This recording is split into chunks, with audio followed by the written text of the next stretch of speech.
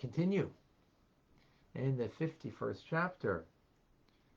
From understanding the workings of our soul and our body will give us an understanding of God, the soul of the world, as he works within creation.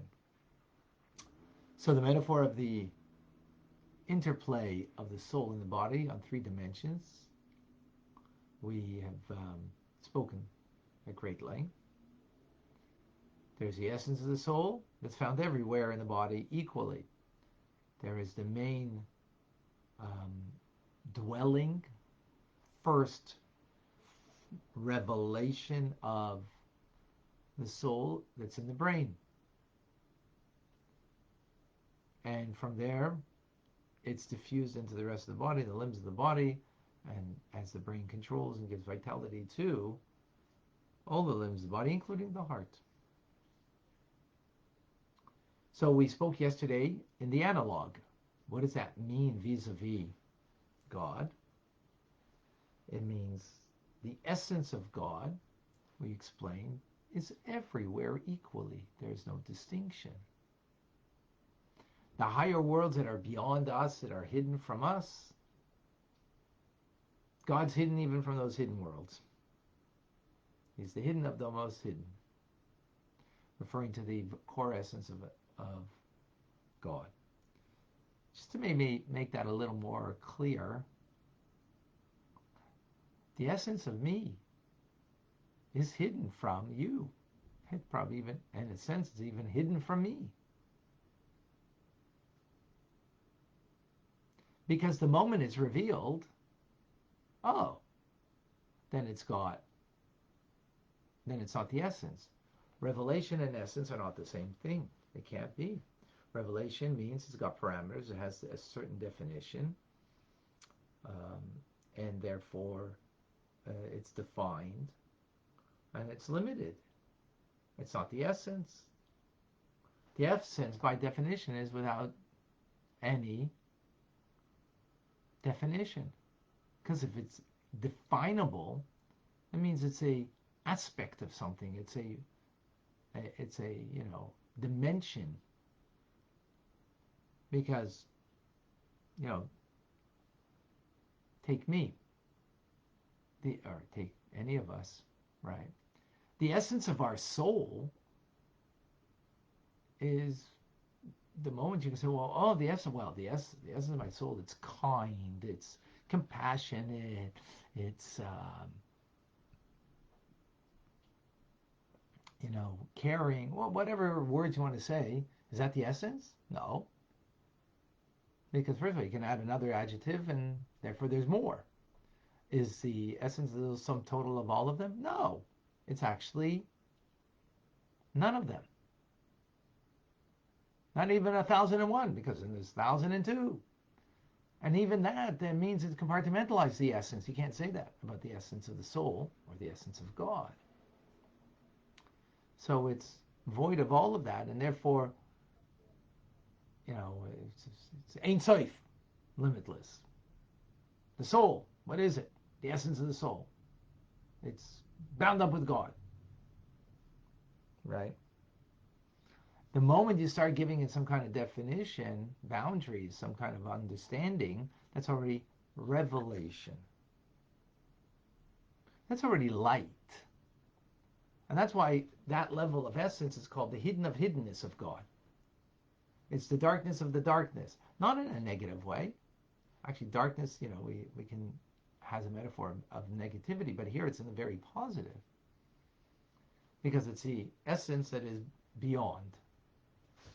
And that beyond is therefore found as the soul, the essence of the soul is found in the head, the arm, and the toenail, and the heart equally. But from there emerges, right,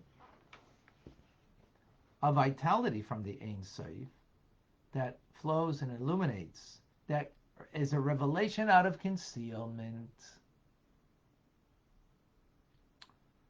that is called, as the Kabbalists called it, light, as the philosophers, Jewish philosophers, right, they called it Shefa, which means a flow or a flux. We'll discuss that later at greater length. That animates the worlds and the creatures and everything. And as this then creates higher worlds and lower worlds. Higher world means more revelation, right? Not of the essence of God, coming from the essence of God, emerging from that concealment is revelation of light, of God. Higher worlds, the light and the vitality is more revealed than in the lower worlds because they have the capacity to contain a greater light of God, of godliness. As opposed to lower worlds, it's not the life force of the divine. That light is not quite so revealed. It's more diminished. How does it get diminished? Well, like if you have a window and you put, a curtain. So one curtain diminishes somewhat. You put a second curtain, a third curtain, right? So to speak, garments. They conceal the light. So is there light? Is there vitality coming from the essence of God? Yes. Out of that concealment into revelation. So pending what's a higher world doesn't mean a better world. Lower world doesn't mean that it's not a good world. What it means is the light of God is more concealed because of the multitude of garments, curtains, if you will, that hold back the light from being revealed in the room, as it were.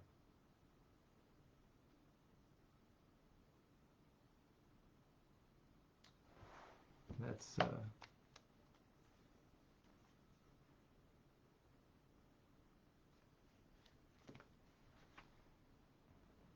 so the Kabbalists call it light. The Jewish sages, philosophers call it shefa, flow, flux. Light means it emerges from a source of light.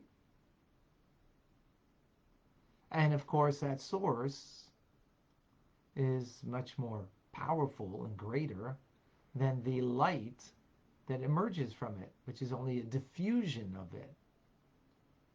It's only a diffusion.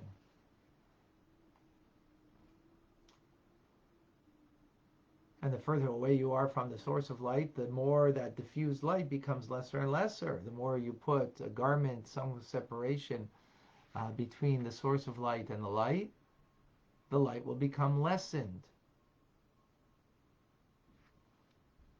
So the term that the philosophers before Kabbalistic teachings, mystical teachings came to the fore was, again, shefa, which means a flow. So the difficulty with a flow is because it's like a flow of water. Well, it's the same water here as it is here as it is down here. So whether it's high or low, it seems to be the same. So it doesn't really bring out metaphorically the idea of God's vitality, how he vitalizes creation. That flow, there shouldn't be a distinction. Flow of water on top of the mountain, the bottom of the mountain, same water, no distinction. So the Kabbalists and Hasidus uses the metaphor of light because light is more appropriate metaphor to bring out the idea of the vitality that comes from God that animates creation. First, it's coming from a source, where a flow, it's just a flow. So there's a source of where that light came from, where that light wasn't the light. It was part of the source of light, like in the sun, right? In the sun, it doesn't illuminate. When only emerging out of the sun, there's an illumination. And that illumination, of course, is, the sun compared, the ray of sun compared to the sun is like incomparable. Likewise, the essence of God, Ein Sof, and the ray of light that comes from him to animate is incomparable. And therefore, it then comes into creation, and as a result of the light that illuminates, there's higher and lower. The essence of God, there's no distinction. The essence of God is equally found everywhere. There's no such thing as higher and lower in reference to the Ein Sof of God. But in reference to the vitality of ray of light that emerges from concealment to reveal, well, in that revelation of that light, there's distinction. There's higher, meaning that the light isn't as concealed, and hence more aware creations of the source of that light, where it comes from, of God. And then more concealment, because there's these garments, or for the metaphor they use of, the light that comes into your home and the curtain that you put up, one curtain versus 5 curtains, or 20 curtains. So the more it's now concealing more of the light, that means a lower form of creation, which, therefore, in the terms of light, make a distinction. Now, this part, take it back to the metaphor of the soul and the body. In the soul, that is the soul, the way it animates the limbs of the body, which is the third dimension. We didn't speak about the in-between one, which in the metaphor is the brain. That is the first dwelling, which means the first revelation of the soul that's in the brain. With that part of the analogy we did not yet get to, but we will. Questions, comments?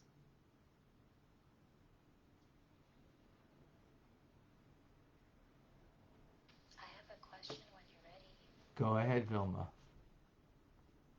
So I'm glad that you answered the question that I had yesterday about the part of the soul that animates the vitality, our energy, our organs, every cell of the body.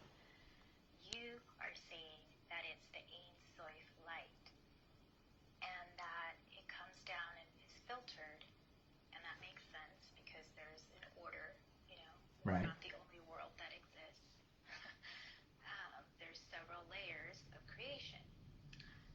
So isn't it possible for ourselves to cover up a light as well, by our own actions, by our own ways of thinking and behaving? Can't Absolutely. we separate ourselves from Absolutely. the light?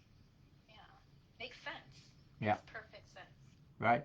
You're right. That's the way it is by us also. We can cover up and conceal more light, or allow the light to be more revealed, right, through our thought, speech, and action.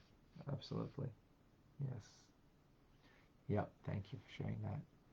Rick, to some extent, is the connotation difficulties with darkness a problem of translation? Mm-hmm. I don't know if it's a problem of translation or it's a problem of the concept itself, because naturally, what do we think? Thank you, Rick. Good question.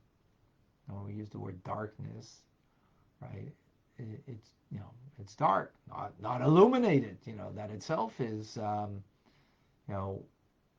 least conjures a negative idea, right? So maybe this darkness is more like the black hole, right? Black hole is really so much light that its experience, though, is that of darkness. Maybe that might help a bit. perhaps. Put it into another term, there is revealed goodness, another way to understand this. There's revealed goodness, obvious goodness that, each person appreciates. And then there is such a great goodness. It is so great, that goodness, that we experience it with pain. Right? Pain doesn't mean bad. It just means pain. But there's something that can be so, right, so great, so amazing, that the way it's experienced, though, is something that's painful. So that's like, the darkness is more of that another time.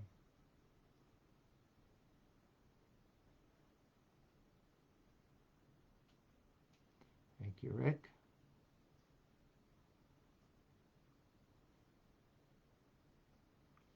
Okay, that's it. I don't see any other questions. Anybody?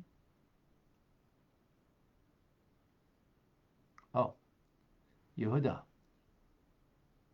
Did the Nevi'im, the prophets, experience these layers, shefa or curtains, of light differently to most, and if so, how so?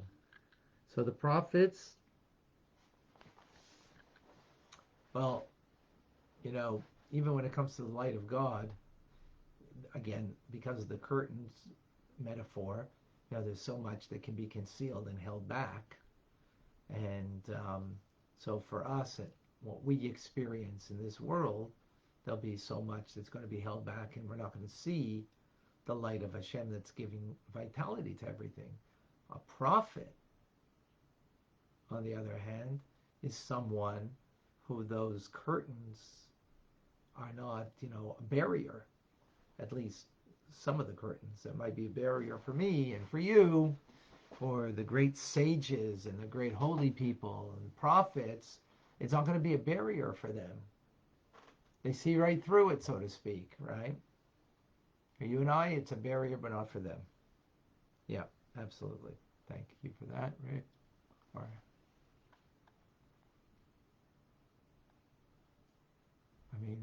Yehuda. Okay. All right, folks. We're going to do Rambam in a few minutes. I'm going to open up in a few minutes the lines.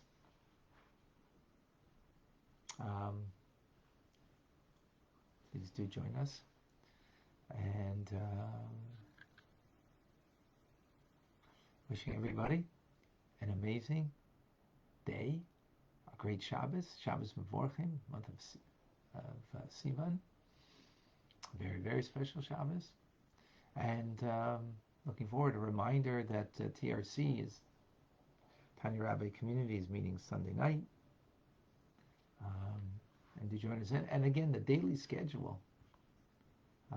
For those who don't have, who we don't have your email, private message me, direct message me with your email, or go on to tanyarabbi.com, and you could sign up over there, put in your email, and that way we can keep you posting all the news that's fit to print. I'm Rabbi Ronnie Fine, coming to you from Chabad Tzich and Kadesh in Montreal, Canada. It's a privilege and a pleasure to share it with you, the Tanya. Have a wonderful day and a great Shabbos. Thank you for joining.